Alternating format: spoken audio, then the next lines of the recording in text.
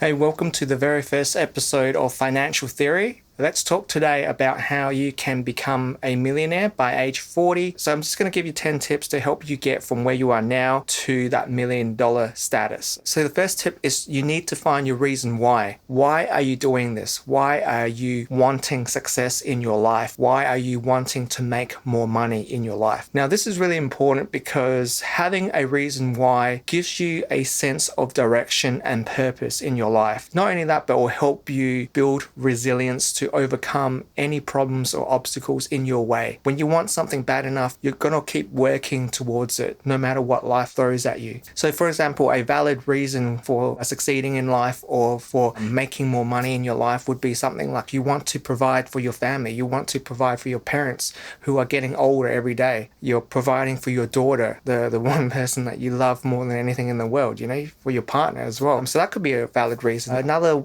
popular one would be just to obtain financial freedom. I mean, who doesn't want to be financially free, right? So just those sort of things. You got to think about why you're doing this, why you want this so badly. Because if you want something badly enough, you're going to find a way to achieve it. So second tip is to set yourself some goals, maybe like 6 to 12 months, and review your goals every 1 to 3 months. Now, why is this important? Because once again, you want to have a goal, a destination where you want to get to, but along the way, obviously, you need to take baby steps to eventually get to that big goal that it's further down the line. And setting yourself goals will actually help you do that. Now, also, you got to be specific with your goals. It can't just be like a vague goal, like that just becomes just a wish, basically. It has to be that, for example, we want to make an extra $5,000 a month in the next 6 months, for example. You need to set some sort of time, some sort of deadline for that. And so it will basically just give you a bit of a guide on how you're actually doing with these goals. And you need to review it every month or every 3 months to see how you're going, and you can adjust here and there. Tip number 3 would be to work out a budget. Working out a budget is a pain in the neck, and it's not the most fancy thing in the world, but you need to know exactly how much you're spending every month, how much you're earning every month. Also, by working out budget, it will then allow you to know how much you can invest every single week. Tip number 4 is, do you have any bad debts? Do you have any student loans or credit card loans? You need to pay this stuff off ASAP. You cannot invest your money unless these bad debts are paid off, because usually credit cards, they charge you, it can be something like above 20% interest each year. So that's a lot of money. And if you make 20% in the stock market, for example, investing, and credit cards take up 20%, like it's all for nothing, So you got to pay off those bad debts first. Number 5 is really simple. Live below your means. Obviously, this is a no-brainer.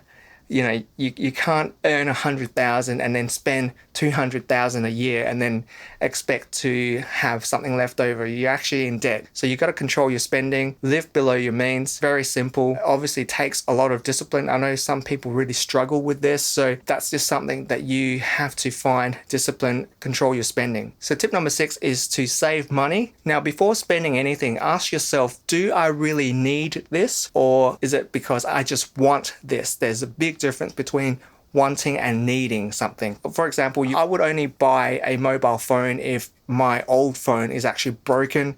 So if it's working fine, then I'm not going to just upgrade every year for no reason. So you got to ask yourself before you buy, is this purchase making me any money? If it's not making you any money, then I would actually refrain from buying that product. All right, tip number 7 is to invest your money. Now, you can save all the money in the world. You're not going to get to millionaire status if you don't invest your money. Inflation's like, 3 or 4% each year. So you're losing 3 or 4% of your savings in your bank account every year due to inflation. So you need to invest in real estate or stocks or business or something that will generate above that 4%. So you're actually gaining money every year, not losing money due to inflation. So it's super important. You got to invest your money, and you got to let compound interest work its magic for you. Number 8 is to buy assets that appreciate over time. So for example, things like real estate, stocks, creating a business, these things are assets that will grow your money over time. And this is how the rich play the game. The poor only focus on earned income, which is you're trading your time for money. That's really bad, okay? So you got to break away from that habit, start buying assets. These sort of things actually make money for you even when you're sleeping. So that's why the rich only focus on assets. They don't care about earned income. So this is how the rich play the game. And if you're wise, you're going to copy them. So tip number 9 is to invest in the stock market on a weekly basis.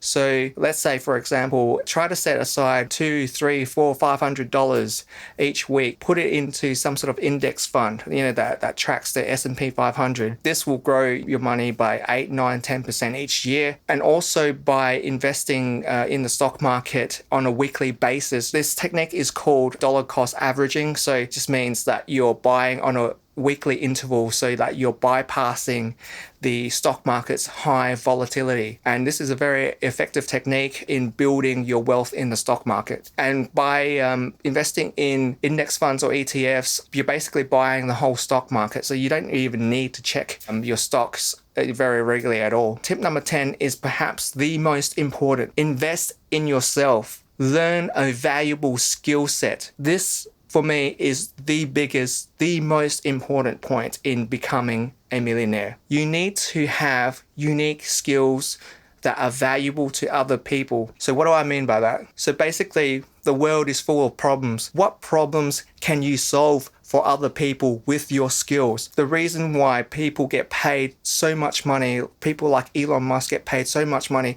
he's able to solve very difficult problems. So money and success are attracted to people who bring a lot of value to the market. So you got to ask yourself, what problems can I solve with my skills to help other people? That's how you become a millionaire. That's how you make money. All right, I'm just going to give you one more bonus tip, and that is to use leverage to acquire assets more quickly. Leverage is just basically you're borrowing more money from the bank against one of your assets. Let's say you can use one of your real estate properties as capital, or you can borrow against your stock portfolio. My advice is to never use a margin call against your stocks.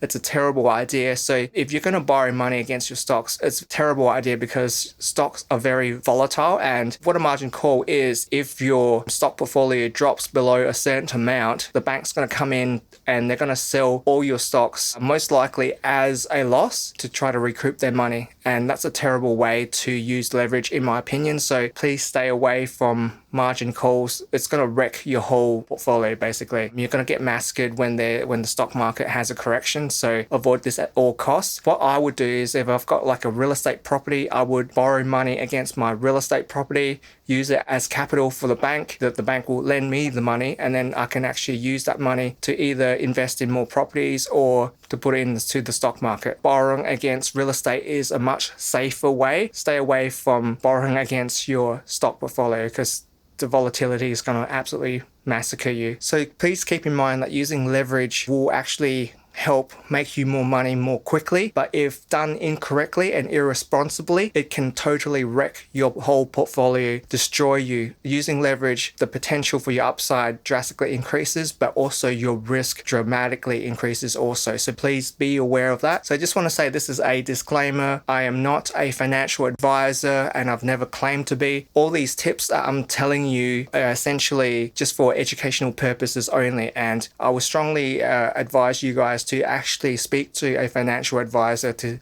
work out a plan suited for you, because everyone's situation is different. So there's a lot of stuff to unpack there. So yeah, I hope you guys got something out of this. If you like this video, yeah, just give this video a like, leave a comment, subscribe, share, all that sort of stuff. All right, I'll catch you guys in the next video. See ya.